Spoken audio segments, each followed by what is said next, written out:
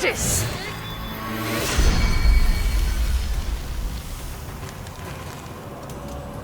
Visago and the Volatists offer freedom and power. Goodbye, Edwin.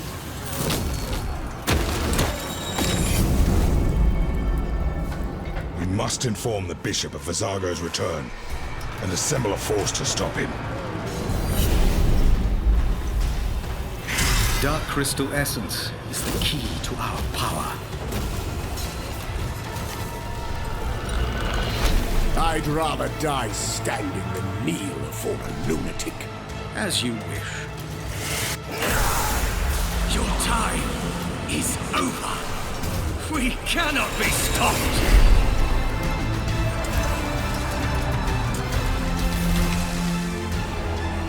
Aurelia, come back with me, girl.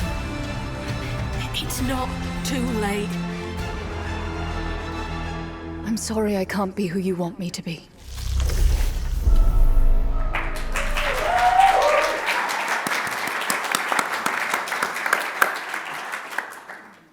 Awesome, thanks for that, guys. I would say welcome to PAX, but I think we're at the end of it now. I hope you've all had a good PAX so far. Yeah, awesome, cool. I can't believe it's been 1 year since we presented here and spoke about the campaign for Age of Darkness at the last PAX, which was really awesome. That was the first time we actually had spoken about the campaign in public.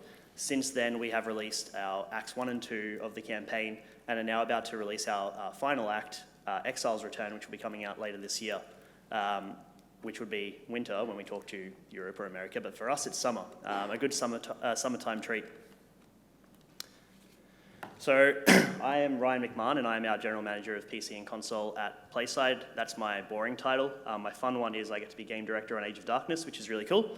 I've been at PlaySide since the beginning when we were about 20 people and now we are 300, which is really awesome. And we do a lot of really cool things like Age of Darkness, which we're going to talk about today. Over the course of this session, we're going to be running through a few things. So for the first half, we're going to be running through the narrative, the campaign design, mission design, and some of the characters. We're joined by some special guests today as well to talk a little bit about that. And then for our second half, we're going to be talking about a bit more of the art and the aesthetic of Age of Darkness. We're joined by some of the artists and audio designers who worked on that as well. I'm hoping you all know what Age of Darkness is, but if you don't, we're just going to go through a little bit of a recap on why you should care about Age of Darkness. So Age of Darkness is an award-winning dark fantasy-themed survival RTS. It is very hardcore. It's not for the faint-hearted.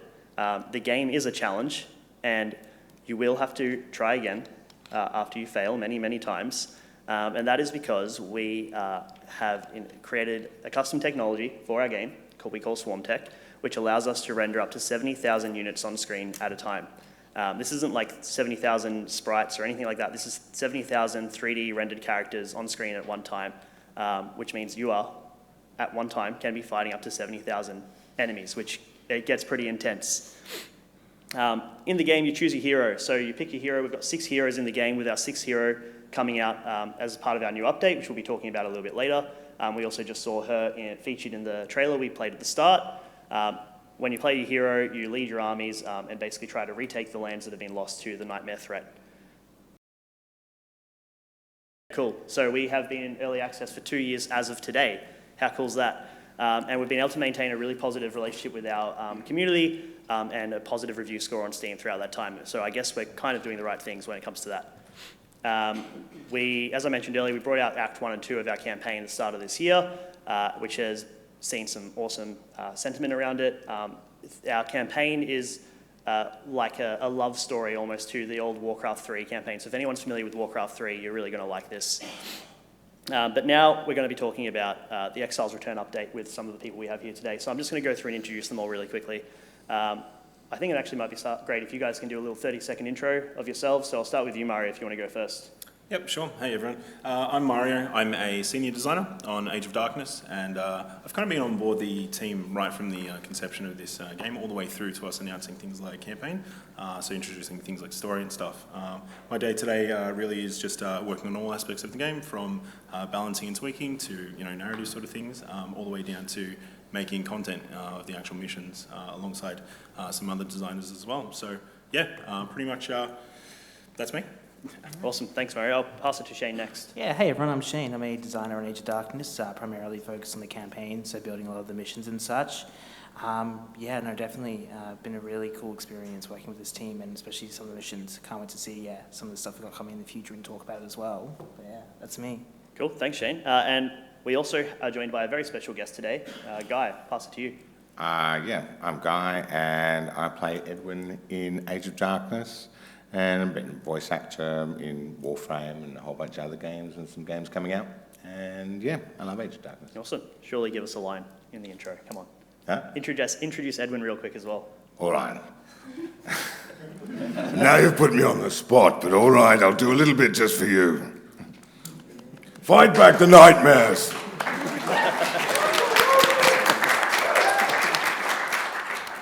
Awesome, thank you. And then we've also got Derek, our lead animator. Hello, yeah. So I'm Derek. I'm the lead animator at Playside Studios. I've been working on Age of Darkness for a year and a half now, mostly focused on the cutscenes for the campaign. Yeah. Awesome. And Ruby. Hello, I'm Ruby. I'm one of the concept artists at Playside, and I designed some of the characters for Age of Darkness. So I came onto the project a little bit after it had started and designed characters such as Aurelia, Cyrus, and Merrick, and other characters like Hector and Theta as well. She says some characters, but she means all of them. Not all of them, but some. And then Chris. I'm Chris. I'm the senior audio designer at Playside, and I have helped kind of oversee and shape what you hear in Age of Darkness, and that's overseeing the music, that's the VO, that's the SFX, and that's kind of the whole kit and caboodle, and then some of the audio you're hearing in the trailers and bits and pieces you're seeing too. Awesome, thank you.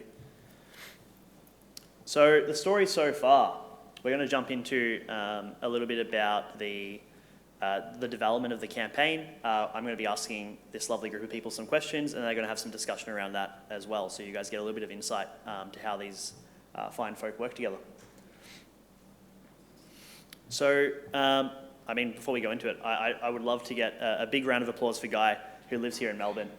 He's taken the time out of his day to come join us for this panel, which is really awesome. He's a very busy man. He said he works on Warframe, for example, so that's pretty epic. So it'd be great if we get a round of applause for him.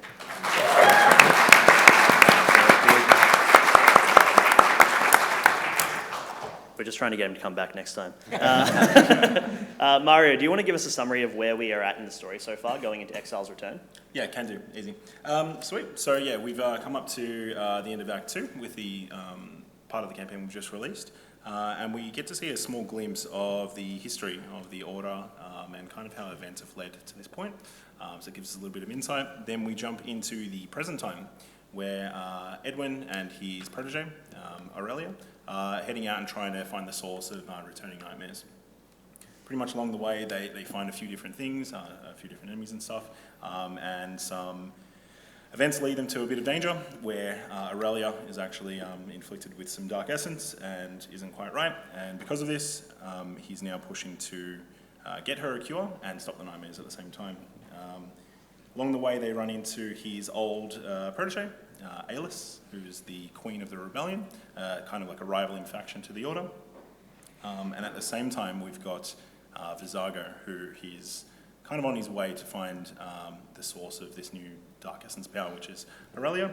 And yeah, there's kind of a lot of conflict there, leading them to try to like empower up and go down and get rid of like everyone who had stopped Vizago back then. So this is kind of like the Order overall. He ends up having a bit of a spat with one of the old Order guys, which doesn't end up too well for Merrick. And because of this, Edwin has kind of lost Aurelia to the Volator side, and he and Alice, the Queen of Nothing, the Rebellion, need to side with each other to try to put an end to all this stuff. So that's kind of the cliffhanger that we leave it on at that point there, where quite a bit of chaos has happened, and it's dire times for the Order and Erodar. Tiny bit of chaos, just a tiny bit. Guy, what would you say was the biggest challenge you found with Edwin in the booth when you were recording? When I first started doing the character, it was like right at the start. So there was no campaign, there was no anything of that. There was a lot of exertions, it was a lot of for the light and very projection-y, sort of like almost screamy. A lot of it was when we sort of came up with the voice and they were like, yep, we love that voice. And so it was really like a lot of projections sort of based stuff. And then when the campaign came along, there was a lot more interpersonal characterization stuff, and you can't just scream at everyone all the time. Hi, how are you? Nice to meet you. Unfortunately not. No. And so we did some dialect coaching with Anna, who's a dialect coach for The Witcher. And I don't think I've ever talked to anybody who sort of, because I've been doing voices since I was a kid, and I don't think I've ever talked to anyone who sort of understood how I did my voices, but like before I did. She's like, I can hear what you're doing and where you're pinching your throat, and you can obviously do it naturally. And she goes, you can still keep the gruffness, and instead of pushing it out, pull it in, but still project. And I'm like, oh, click. And so all of a sudden I was like, well, you don't understand. There's all these things happening. And I kept the gruff, because the gruff was still there, but previously I'd just been projecting it all. And so even just in the first session, I was like, I went to my wife and I'm like, she's magic, this lady. She knows how my brain works and my throat works and all that sort of stuff. And it was seriously one of the best hour-long sessions I've ever had with a vocal coach who just knew what my voice was capable of and how to work with it. And she's like, I've worked with people for years that I try and get them to do what you're doing naturally, but she just talked to where I was at in the sort of level of voice work. So, I guess once that happened, I was like, because I was a bit nervous going into all the dialogue. I'm just like, I know that Edwin screams a lot, and he can't just scream all these deeply emotional, personal lines. So how am I going to do that? And after that session, I was a lot more comfortable. And now it's like, sometimes when you go, because it's been a while since I did some of the original recordings, and sometimes when they, I did with Warframe, it was like a couple of years, and they're like, oh, now do Ticker again, and you're like, can I hear back some of Ticker's stuff? Because I don't know what that's like. But Edwin was like, he just sits there. I know exactly, I can go there like in and out, and just, he's locked in place, and like, he's definitely the character I've got that is just sitting in standby that I don't have to look for or search for. It's just, that's where it is, and it's really good. Yeah, awesome. I guess, Chris, you were involved in the process of Edwin's voice from the audio perspective and setting up the coaching and being there to like on side of when we were doing the recording in the booth. Would be great to hear a little bit about your experience with that as well.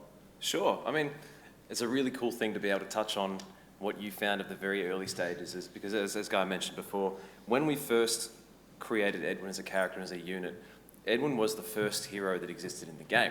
Before there was, a lore, before Edwin had been created as a character, really. So he had all the the interactive elements of when you click him, you'll say all the things and you'll tell him to move over there and it'll be ready for work. That's functionally just like that. Stop right? touching me. Yeah. but we weren't quite sure even where we were going to take him. And then as we got to campaign level, suddenly you're not shouting all the time.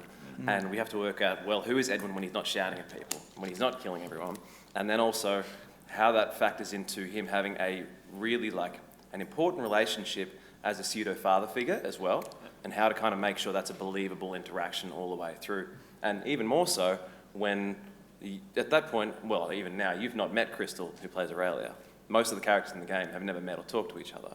You guys got a little bit of an opportunity on Discord, which was a very special video of them just running through and practicing some lines, and as soon as there was that moment of interaction, it all fell into place and felt like, oh my God, this is going to be a wonderful, really clearly demonstrable relationship. And it was such a nice thing to come through, I think also because you were able to find the version of Edwin that is not just shouty. He's a bit gruff and, rough around the edges, but he was still something that was really personable in his own right.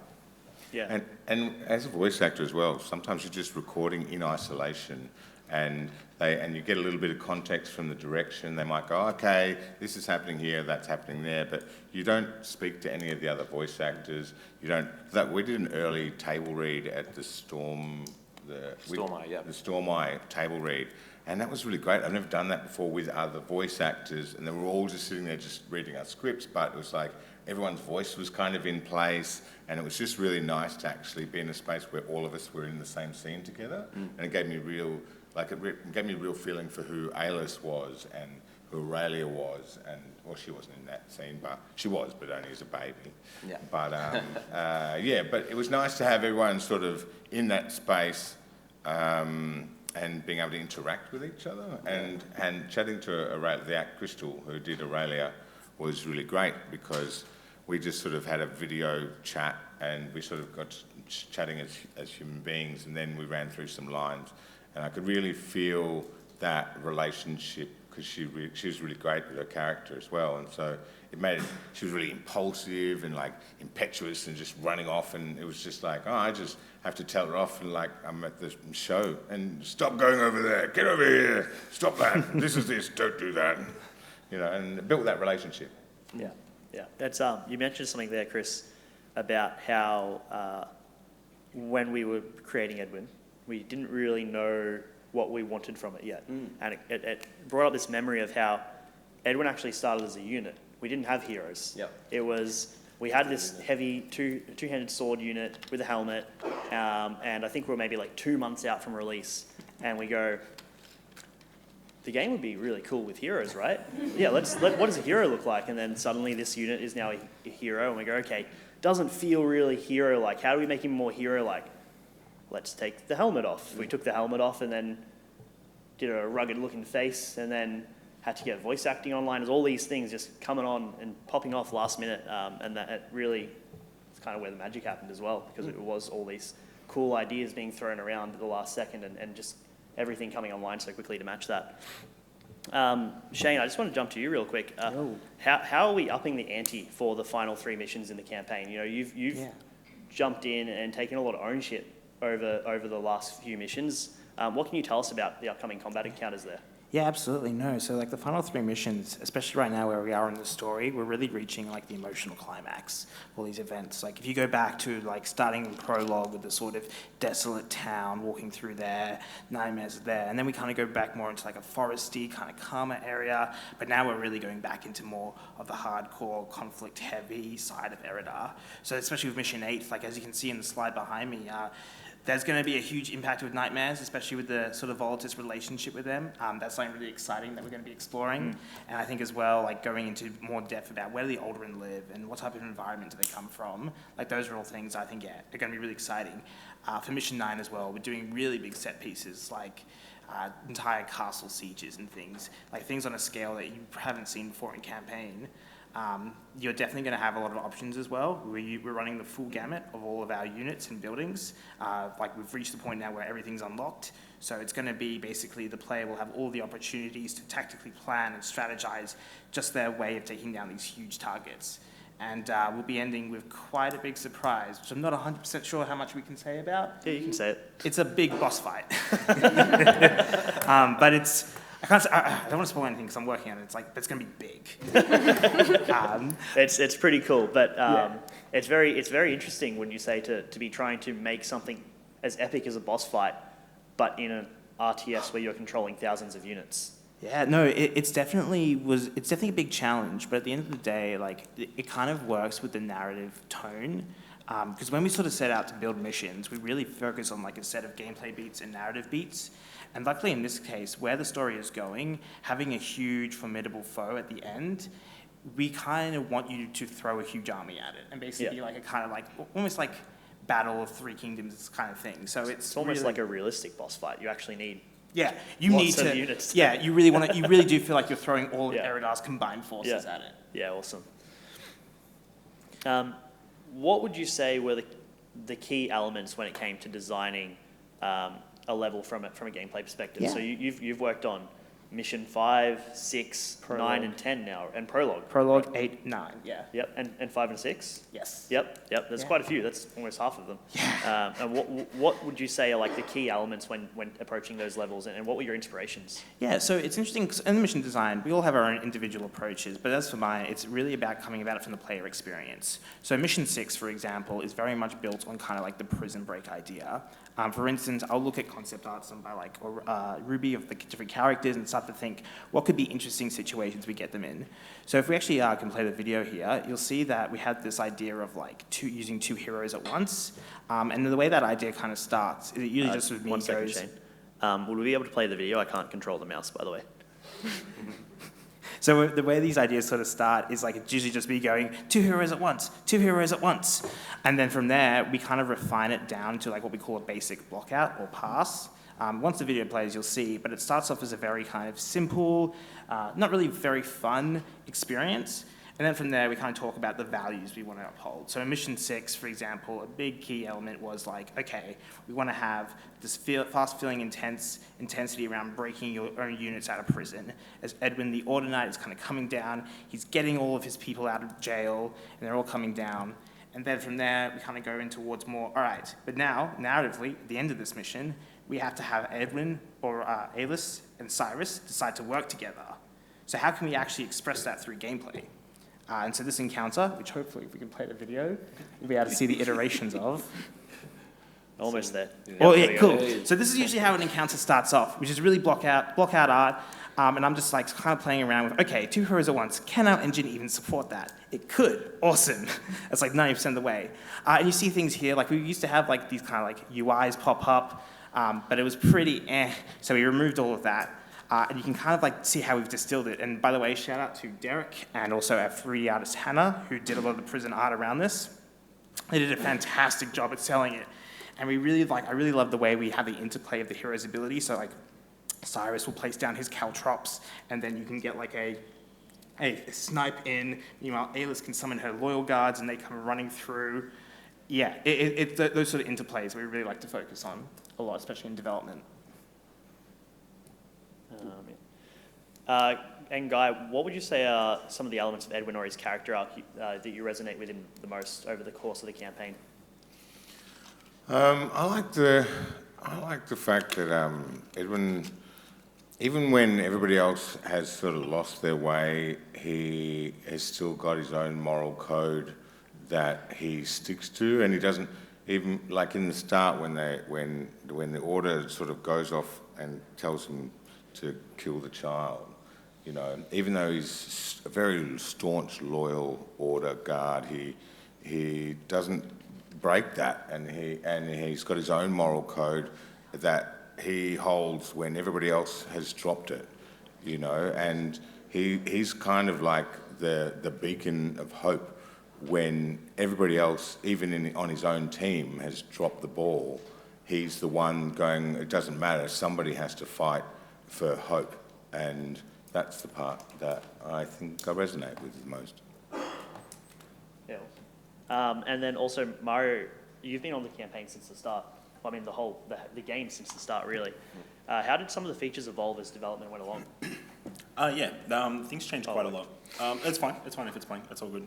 So here we can see a prototype of our initial world map, for example.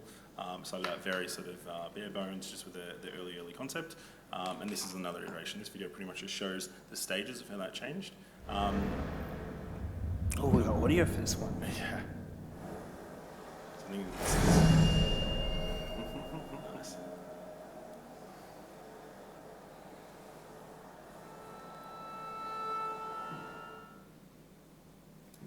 Beautiful, and I think this is the latest version just here. So you can kind of see how those things changed and became more refined over time. It's kind of like how Shane was talking about the missions. We have an early idea and then we sort of iterate on it until we find something that we really enjoy.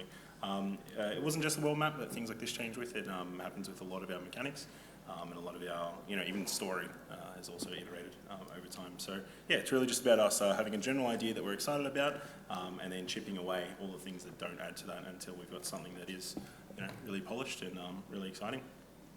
Awesome. It looks like Risk. It does look like Risk. I have trauma from Risk as a child because my brother's a strategic genius. He used to practice. Yeah, hell yeah. Practice on me. And then, Mario, I guess going off that, what were some of the surprising things that you discovered about the mission flow as you're developing and exploring the world of Erodar? Yeah. So the mission stuff is just really, really crazy. As Shane was saying before, we have an idea at the start. I'm like, cool, can we even pull this off? You sort of try it, and then sometimes it doesn't work. Sometimes things just don't land. In the background here, we're seeing some footage of the very first cutscene ever made. So this is Mission 3. Mission 3 is also the first mission ever made. along the way, you start off with what you think is going to work, referencing things like the games that we've played in the past, Warcraft and Starcraft and the like. And, just because they work in survival, they don't always work in the development. No, ship it. Yeah, ship it. So I think as we iterated on things, we realised more and more like, oh, okay, we could fix that, we'll take that a bit further. But a lot of times it's just compromising. It's just you figuring out a different way to solve the problem that you're trying to solve. And along the way, usually by giving ourselves limitations like that, we can find opportunities to do things even better that maybe we didn't think about earlier on. So this is just more iteration of M3. So this is, I think, a version just before we launched it. The dialogue as well also wasn't recorded, so there's a few NSFW lines in here. Even things like the dialogue, before we had a proper script finalised, we had a general idea of what the story was, and you can see here some of the lines that I wrote were pretty rough. I've already dealt with plenty of Iron Talon. It's not the Iron Talon I'm worried about. Ready for anything.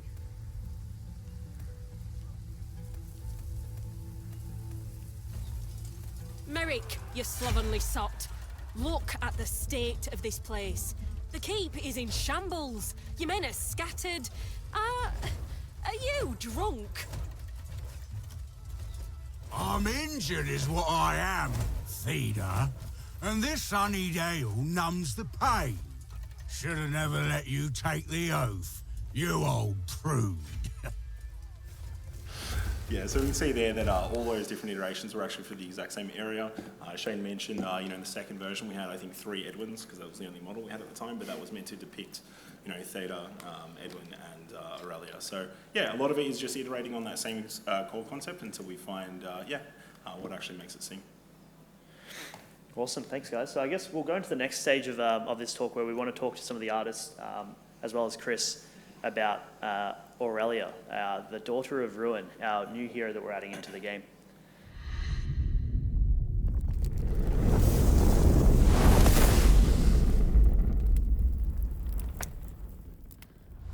Known as the Daughter of Ruin, Aurelia fled the Order to forge her own path beneath the Volatist banner. Welcome to Aurelia's Hero Spotlight. Orphaned at a young age, Aurelia was raised in the care of the Order and squired for Edwin Everard. Though she can be impulsive and hot-tempered, Aurelia has a noble heart and is a naturally gifted warrior and adventurer.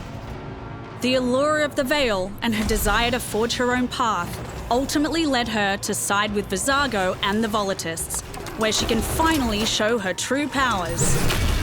Aurelia's first active ability, Flail Whip, unleashes her Dark Crystal Flail forward and back, damaging units in both directions. Dark Essence is dropped if a Spitter, Wraith, Burster, or Crusher is hit on the return. Aurelia's second active ability, Midnight Bloom. Aurelia drops a Crystal Shard that slows nearby enemies. After a short time, the shard explodes, dealing damage to enemies caught in the blast. With her third active ability, Dark Fury. When selected, Aurelia consumes Dark Essence, entering a state of fury. During this time, Aurelia and nearby allies gain boosted Shred and regenerate health. Aurelia's powerful ultimate ability, Crimson Lightning, attacks with her flail, dealing massive damage. For each enemy hit by Crimson Lightning, Aurelia's health is restored and she gains boosted attack speed. Thanks for watching Aurelia's Hero Spotlight. To keep up to date with Age of Darkness, head over to the official Discord channel.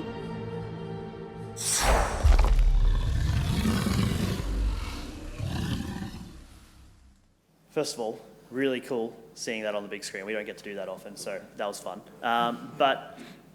So Aurelia is the first playable character in Act 1 and 2 of the campaign, and a lot of people who have played the game before have been guessing that she was going to become a hero eventually. She's also the only hero who we see play on multiple factions. So we see her start off as a part of the Order, and then we go through her journey and see her basically become a Volatist as she goes. She's very power hungry, she's very reckless. Through that seeking of power and feeling held back by the Order, we see her turn and regress or progress, however you like to see it, to the Volatist. Ruby is actually one of the ones who is responsible for bringing Aurelia to life. So can you tell us a little bit about who Aurelia is and how that is reflected in her design that we've got up on the screen here? Yeah, so Aurelia is the youngest hero out of our lineup, and I think that sets her apart because she offers a different perspective to the others who are like very set in their ways, they know who they are, whereas Aurelia's still trying to figure herself out.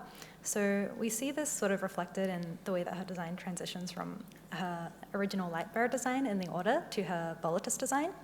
Her Volatus design is a lot darker, and we really leaned into the different kind of shape language and visual hallmarks of each faction to set her apart. So the Order has very heavy fabric, it's very symmetrical, a lot of metal and heavy armor, whereas the Volatus are lighter and more agile.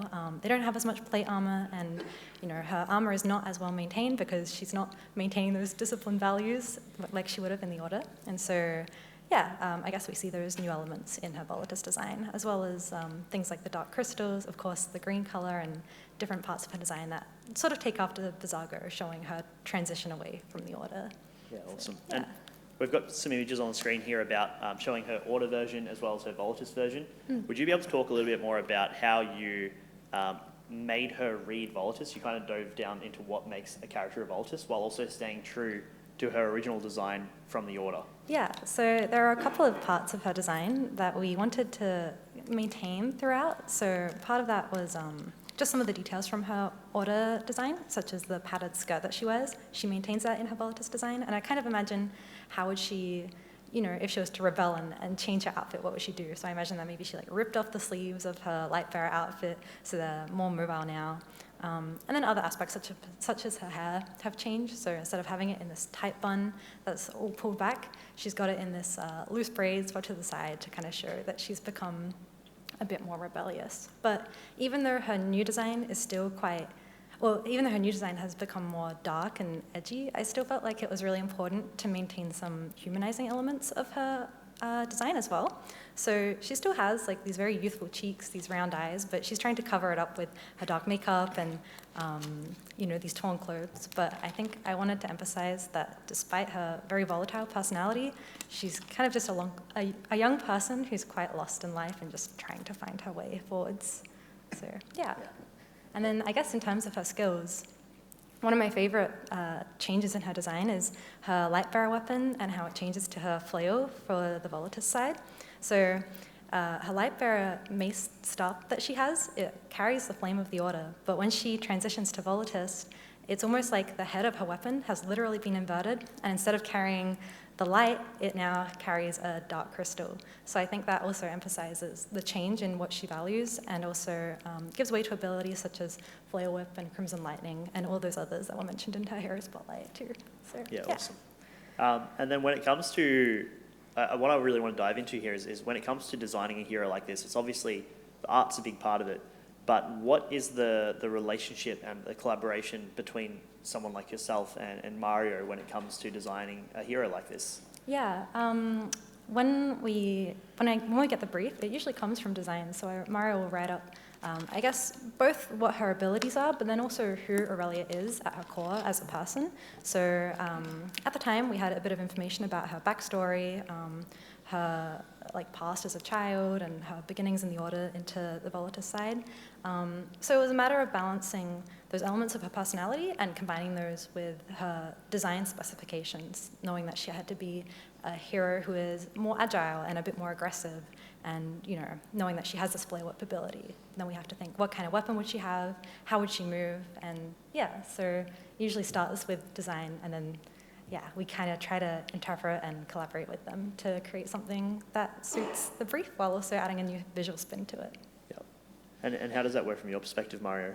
I think it really is a collaborative relationship, but it's definitely not one way. I think when it starts from design, we have core idea of what we want, and Aurelia does exist in my head when I picture it. But when the concepts come back or questions, say you said the stuff that you need more information on, they actually it feeds back into the initial design, the stuff that we've changed and iterated on as it's come back from art and concepts. And I think the same thing happens when it goes through to audio too, where every single layer that's added to it actually makes it much more realistic and more deeper. Awesome. And Derek, when it comes to our cutscenes and animations and cinematics, you've put a lot of effort into them, as we can see on the screen there. How are we upping the ante for when it comes to our cutscenes in the new version, the latest version of the campaign? So I think in the next version, or next act, it's kind of like the culmination of like not only the kind of character arcs, I guess, for a lot of these characters, but also it's like, for us, it's something that we've been kind of building on as we go. So with every cutscene, we're going to learn a little bit more. We might add a little bit more to our library of animations or assets or props, VFX and audio. So it makes the next ones just what we have to play with a bit more interesting. Yeah. Yeah. And would you be able to tell us a little bit about what we're actually seeing on the screen here? Because it looks very cool, but it's also a little bit hard to tell what's going on. So basically, like for cutscenes in particular, it always starts with a script, and that gets written quite early on. But the actual work for cutscenes in the production pipeline kind of comes in at the end of the project. So we need something for the animators to kind of do while the story is actually still being written. So one of those things is making a bunch of emotes. So these are kind of generic responses, reactions, things that they can do as a line of dialogue pops up, rather than having to animate to every single line in the script. We can sort of put in a generic kind of response. But this allows us to build up a giant library, like you see here, of animations. And what's the process for making a cinematic? So we're talking a little bit about cutscenes here, but we've also got cinematics that we see on the screen here. So these cinematics are essentially story beats that the player will hit at different arcs of the campaign. It's essentially like the closing of a chapter. What's the process here? I know you worked on it a little bit, Derek. I know Ruby, you played a big part in this. Where does it start, and how do you kind of go through this? Yeah, I think for either it's an in-game cinematic or it's a 2D cinematic or even like a trailer or something like that, it always begins with the script. And that's something that gets written on. Pat Colin is a narrative designer at Playside. He worked very closely with the designers to actually come up with the ideas of what it was these missions and the story was, breaking that down into, I guess, the objectives for each mission. What is it that we need to tell in the cutscene? What does the player need to know? And then from there, it sort of all departments got to come in, sort of read the script and kind of figure out exactly what's required to make that come to life. For animation, it's making those giant library of emotes and stuff like that. For art, I'll be making the characters that are required or the props that get referenced within that script. And from design, I'll be actually laying out the objectives that get us to that point in the story. Yeah, awesome. And then Ruby, you had a bit to do with what's on the screen right now. Would you be able to tell us a little bit more about the cinematic parts of the game? Yeah, so I think there are 4 cinematics in total in the game, and this one is for Stormeye. But basically, it starts the same as Derek said. We receive a script from our writer, Patch, and then we'll go through a lot of sessions with him where myself and Alice Walsh, who is another concept artist on the project, would do storyboards, which are at first much rougher than the one on screen, just to figure out the positioning of the characters and make sure the flow from shot to shot is readable and that the dialogue and emotions are being conveyed. And we'd go through rounds of figuring out, what can we adjust, what do we need to cut to make this read more clearly, more efficiently with the shot count that we had. From there, we would polish it up a little bit, then it would get rendered, and along with that, Alice would do some color scripts to really capture. One thing I found really cool was that she would find a way to get the faction colors of the most relevant factions in each cinematic. So for the Stormeye one, you have these blues and these reds kind of clashing with each other in a way, but in a really appealing way to show the presence of those two groups. And yeah, from there, they would get rendered up and then passed on to audio, where Chris and his team would just do magic on them to make the voice acting come through with Guy as well, and then all of the sound effects and just the Foley as well is really amazing to see. Yeah, awesome. And Derek, we have a new cutscene to show off today. Is that correct? Yeah, it's Mission 8. Look at that massive dark crystal. It's exactly what we need.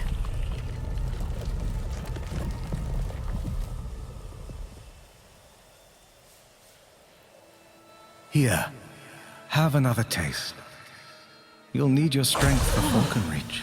This dark essence. Oh, it's incredible. I feel it spreading throughout me. It's almost too much. Dark crystal essence is the key to our power. Falconreach holds a stockpile of it. which I intend to claim. Unfortunately, the castle is held by the Alderin militia, and heavily protected by some powerful weapons. Will that be a problem? Hasn't been one so far. And with you here, I suspect we'll soon be toasting to our success. Very cool. So that's, we actually see that as, that's the first time you'll be playing as the Volitist in the campaign. So far we've seen a lot of the story of the Rebellion, the Order. That's actually Mission 8, so you jump straight into playing from the perspective of the Volitist, who so far you've been only fighting against. Chris, we haven't really talked about audio too much, have we? You want to talk about a bit of audio? So how do you create an audio identity for a game like Age of Darkness? I think everyone will agree when we hear the music, the sounds of Age of Darkness, it's very ear-catching. Is that a word? Do people say that? I say eye-catching a lot. Ear-catching? Very ear-catching. So how did you make the world feel unique in the way that it is? Sure. I mean, if we look even back at the start for things like survival mode, we had limitations based on the sort of environment you're going to expect. The map itself is going to be randomly generated to a point, but a lot of the sort of biomes and the things you'd expect within that, you have sort of set versions of what that sort of what the wildlife sounds like, what the environment sounds like. And then on top of that, you're going to have all the different sort of units.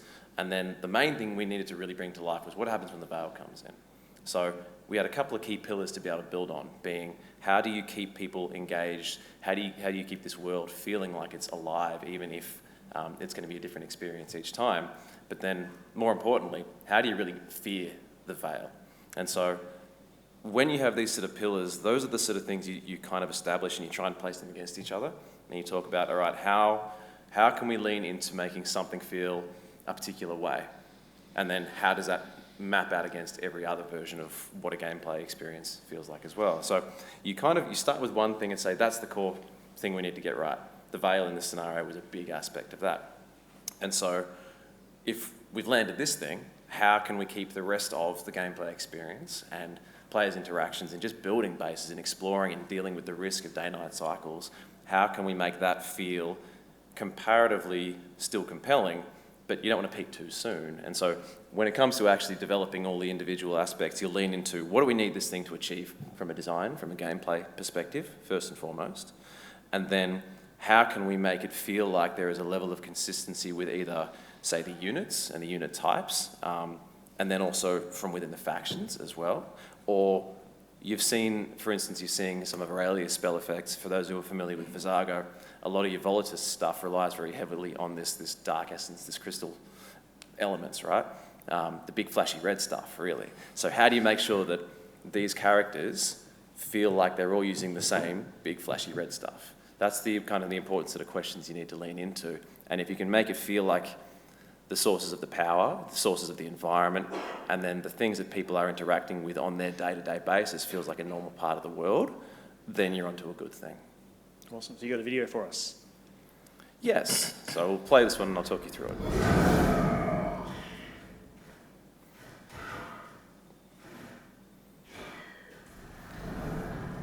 So Eddie, as a general thing, Edwin, is very fire-based in all of his abilities. Any second now. Pop, there we go. So all of his abilities have a sense of fire and what they're built into. Merrick is a big boy, and we wanted him to feel like a big, kind of roaring, metallic thunder god. He's not a thunder god, but we wanted him to feel like a thunder god. Big impacts, big metallic sheens, and that's kind of your order aspects. Alis is all to do with embodying rage. So there's kind of elements of fire and rumble and trying to elicit fear in all of her abilities. Nothing makes it through. Cyrus is all about tactical use of his abilities. Unstoppable. He's also the only one with explosions and kind of dynamite-y sort of effects. You don't stand a chance. And our only ranged hero like this as well. And he's busy.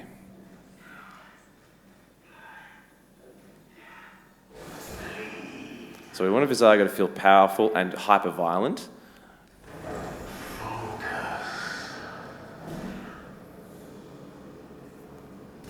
And we want it to lean into a small, focused version of what the veil sounds like, so that it feels like he is still channeling things that are remnant or elements of the veil. And yeah, so when it comes to how we would do those particular characters against each other, you'd want to make sure that your factions, especially the first two we saw, being Edwin and then Merrick, are going to have points of difference against each other, but that they are still going to be, that they feel like they're from the same toolkit, from the same learnings, from the same disciplines as well.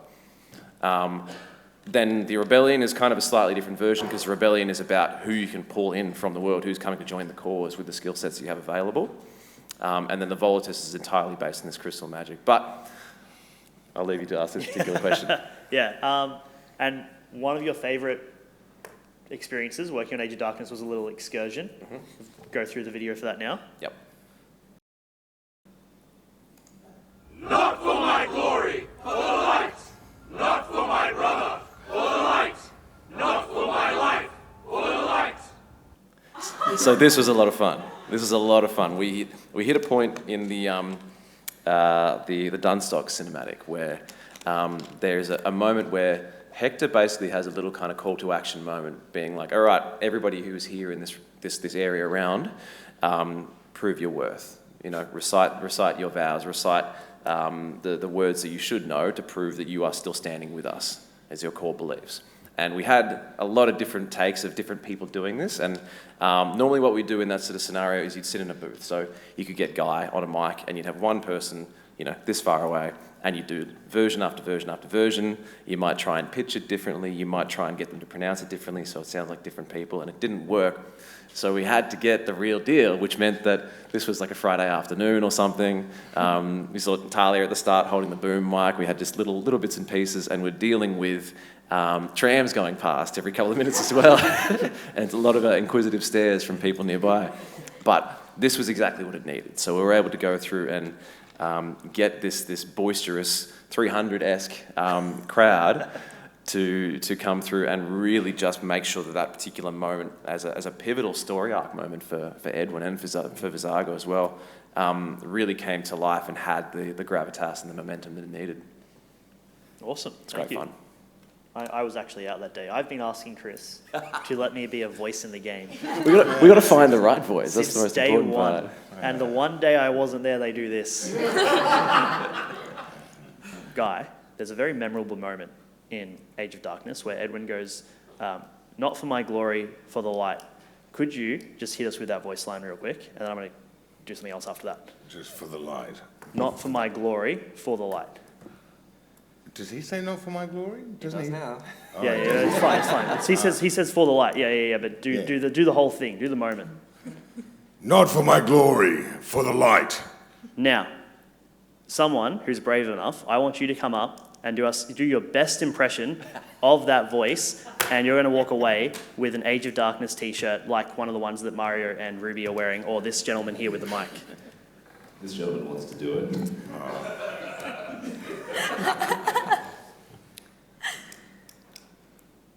Not for my glory, for the light.